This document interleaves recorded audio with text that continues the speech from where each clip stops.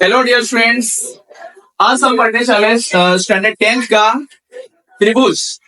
कौन से number topic है बच्चों? ये चैप्टर नंबर 6। काफी एक्साइटेड हो आप लोग ये टॉपिक पढ़ने के लिए? सुनो तो बेटा, आज हमारे सत्यम एजुकेशन फाउंडेशन के ब्लैक बोर्ड में एक क्लास और त्रिभुज का क्लास हम करने वाले हैं।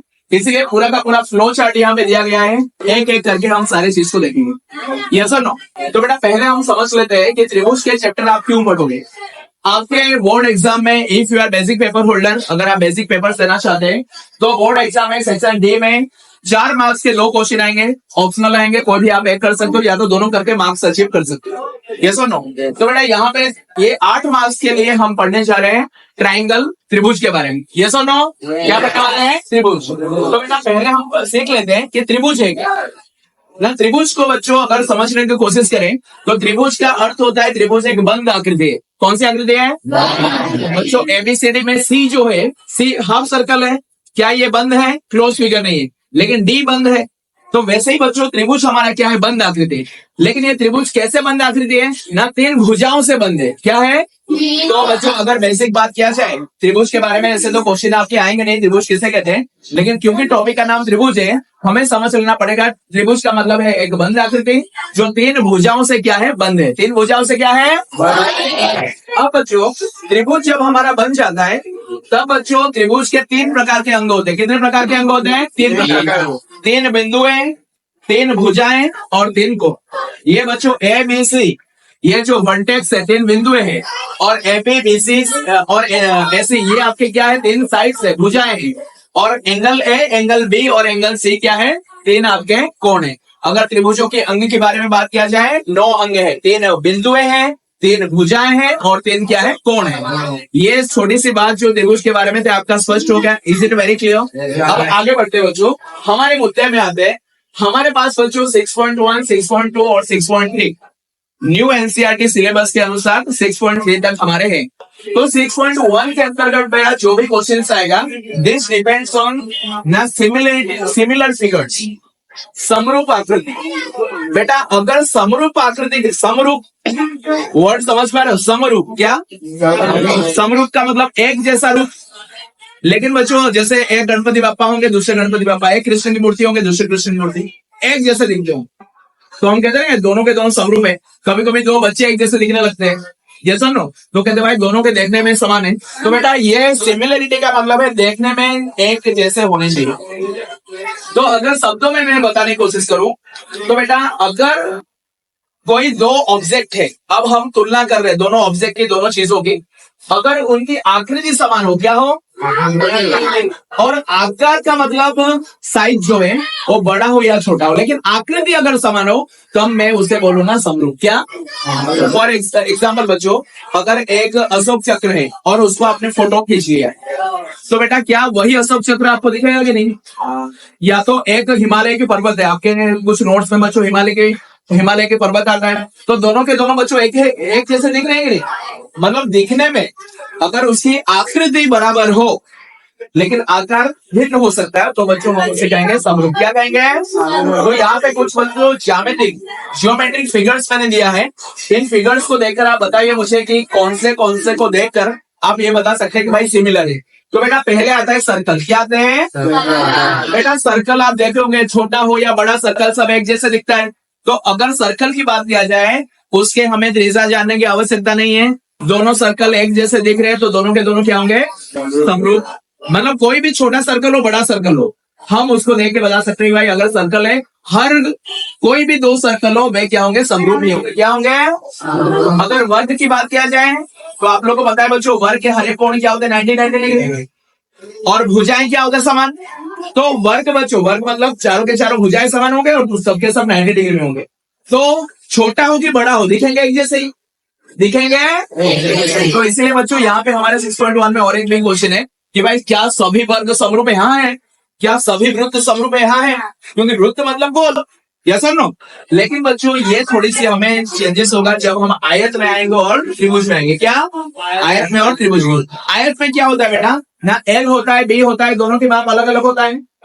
एल मतलब लेंथ, बी मतलब ब्रेथ। एल मतलब लेंथ बी मतलब ब्रेथ। तो लेंथ और ब्रेथ अलग अलग होता है, इसीलिए बच्चों समझ लीजिए, दो मैंने चित्र लिया, एक का लेंथ 2 है और ब्रेथ क्या है 1, और दूसरे का लेंथ 8 है और ब्रेथ है 5।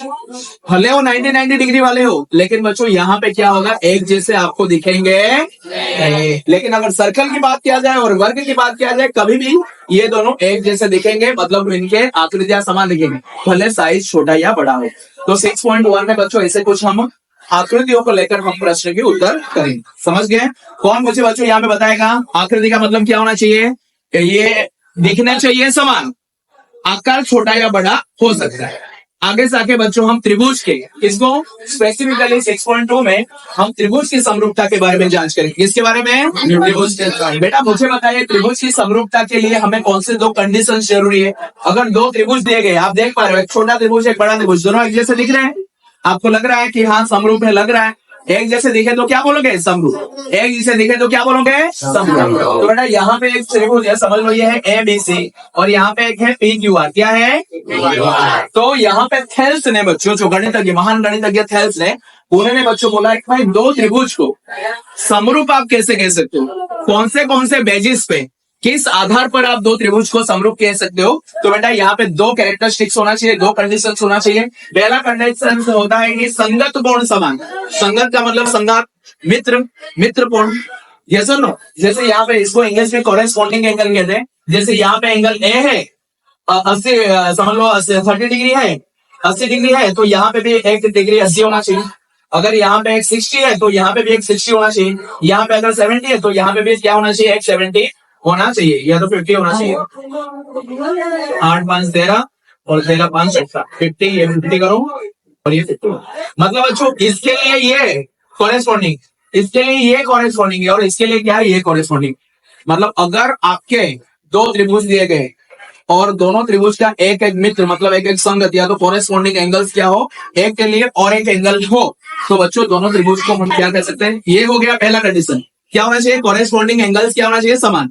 अब आते हैं भुजाओं के बारे में। कॉरेस्पॉन्डिंग साइड्स, संगत भुजाएं समानुपात होना चाहिए। क्या होना चाहिए? समानुपात। क्या होना चाहिए? समानुपात। संगत भुजाएं क्या होना चाहिए? समानुपात। देखिए ये 2 है, ये 4 है, ये 2 है, ये 4 है, तो बच्चों क्या हुआ? 2/4 आप कीजिए, इज इक्वल टू ये 3 है, ये 6 है, 3/6 कीजिए, इज इक्वल टू ये 4 है, ये 8 है, 4/8 कीजिए। अब कटपुटी कीजिए, सब 1/2 आ गया। इसका मतलब है बच्चों यहाँ पे 2 कंडीशन हमें फॉलो करना पड़ेगा त्रिभुज की समरूपता जानने के लिए, सिमिलरिटी ऑफ ट्राइंगल जानने के लिए। पहला कंडीशन, क्या संगत कोण समान है? लग गया टिक? हाँ है। क्या संगत भुजाएं समानुपात में है? अगर टिक लग गया, आप बोलोगे हाँ अब हम कंडीशन सेटिस्फाइड है, अभी हमें लग रहा है कि हाँ दोनों के दोनों त्रिभुज क्या सिमिलर है, क्या है? समरूप है। Is it very clear? समरूपता के 2 कंडीशन समझ में आ गया। अब बच्चों आगे चल रहे हैं, हम 2 प्रमेय पढ़ेंगे इसके बारे में। किसके बारे में? समरूपता के बारे में 2 प्रमेय। समरूपता के बारे में 2 प्रमेय हैं, 6.1 और 6.2। तो पहले प्रमेय की बच्चों क्या दिया गया है और क्या रिजल्ट है, ठीक है, हम रिजल्ट के बारे में बात करेंगे, और सेकंड एडिशन में हम कैसे प्रूव करेंगे उसके बारे में डिस्कशन करेंगे। ओके, तो बेटा 6.1 जो है, हम ओवरव्यू अभी ले रहे हैं पूरा, तो समझ लेते हैं 6.1 से लेकर 6.5 जो प्रमेय है, क्या हमें बता रहा है, क्या रिजल्ट दे रहा है, क्या दिया होगा तो हम क्या प्राप्त करेंगे, क्या रिजल्ट हमें मिलेगा वो हम देखते हैं। बेटा 6.1 है, ये एक त्रिभुज है जिसका नाम एबीसी है, और मैंने दिया है बच्चों, क्या दिया गया है ना, डी करके मैंने एक रेखा खींचा है, एक रेखाखंड खींचा है जो कि बीसी के पैरेलल है। तो यहाँ पे दिया गया है डी पैरेलल बीसी, डी किसके समांतर है? बीसी। तो क्या होगा ना, AD/DB is equal to AE/EC। For example अगर ये 2 है और ये 4 है, तो ये 3 होगा तो ये कितना होगा? 6। ये 2 हुआ तो ये 4 हुआ, तो ये 3 होगा तो ये क्या होगा? 6। तो किससे समझ में आ गया? यहाँ पे बोला गया कि अगर बीसी के समांतर, बीसी हो या तो कोई भी भुजा हो, उसके समांतर अगर कोई एक रेखा गया हो, तो ये रेखा जो 2 बाकी जो भुजाओं को भाग करता है 2 भाग में, उनके अनुपात क्या होंगे? समानुपात में होंगे। समझ में आ रहा है? यस और नो? ये क्या हुआ? 6.1। 6.2 इसका उल्टा। 6.2 उल्टा कैसे हुआ? मैं यहाँ पे देखिए बच्चों 6.2 दिया हूं।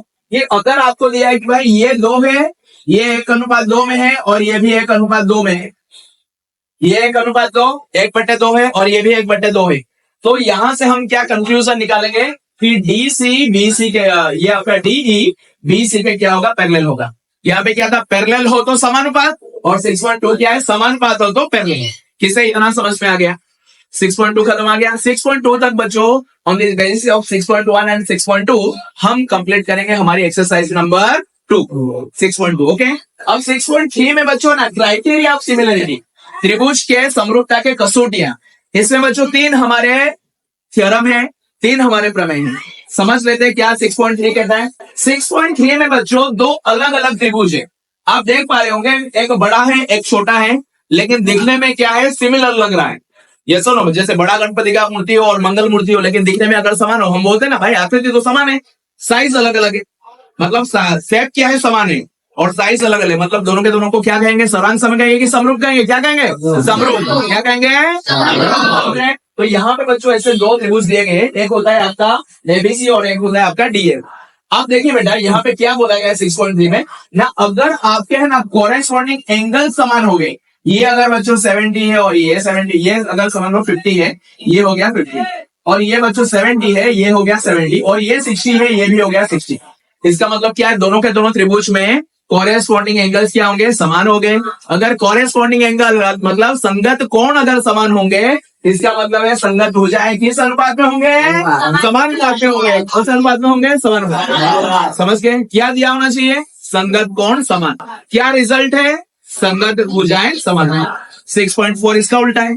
6.4 को आप बताइए मुझे, संगत भुजाएं समानुपात तो संगत कोण समान। यहाँ पे देखा गया है 6.4, देखो यहाँ पे संगत भुजाएं समानुपात। देखो ये 4 है तो ये 2 है, ये 8 है ये 4 है, दे दिया है, और ये 6 है ये 3 है। मतलब कटम पुट्टी करोगे तो कितना आएगा, अनुपात 1:2। इसका 1:2 में है, ये दोनों कॉरेस्पॉन्डिंग साइड जो है संगत भुजाएं, ये भी 1:2 में है, ये भी 1:2 में है। तो बच्चों अगर ये दिया होगा कि भाई 3 जोड़ियां हैं, 3 जो पेयर्स है, 3 pairs of corresponding sides are proportion, मतलब अगर समानुपात में है तो बेटा उसके संगत कोण भी क्या हो जाएंगे, क्या हो जाएंगे, समान। क्या हो जाएंगे, समान। कोणों की बात किया जाए तो समान बोलना, इक्वल बोलना, और अगर भुजाओं की बात किया जाए तो समानुपात बोलना। क्या बोलना, समानुपात। अंडरस्टैंड? अब बच्चों आते हैं 6.5 में, हमारा जो लास्ट हमारे थियरम है, लास्ट प्रमेय है, उसमें बच्चों क्या बोला है ना, 2 अगर ट्राइंगल दिए गए हैं, दिखते हैं आपको एक जैसे, लेकिन आपको प्रूफ कैसे करना है कि भाई दोनों के दोनों समरूप है, सिमिलर है ना। बेटा क्या क्या पक्ष दिया होगा, 2 जोड़ियों के माप दे दिए होंगे। देखो फॉर एग्जाम्पल बोला होगा ये 6 है ये 3 है, 6 दिन मतलब 2 अनुपात है, ये 4 है ये 2 है, फिर से 2 अनुपात है। मतलब आपको 2 पेयर्स ऑफ साइड दे दिया है और उनके अनुपात क्या है, समान है। और एक अंतर्गत कोण, जो अंदर के कोण है वो 60 दे दिया है, दोनों के दोनों क्या है 60। मतलब यहाँ पे क्या दिया गया है, समझ गए? 2 जोड़ी संगत भुजाएं समानुपात में है और एक जोड़ी संगत कोण क्या है, समान है।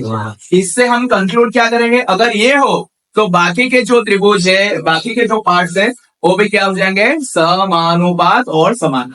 Is it very clear? क्या हो जाएंगे, समानुपात है, समान। तो यहां से बच्चों इस प्रकार से फिर से मैं आप लोगों को बता दूं कि this is the overflow of त्रिभुज। और त्रिभुज को समझने के लिए हमें कितने प्रमेय याद करने पड़ेंगे, 5। कितने याद करने पड़ेंगे, 5। और नेक्स्ट जो हमारी लेक्चर रहेगा उसमें हम एक एक करके सारे के सारे एक्सरसाइज करेंगे complete. Thank you very much.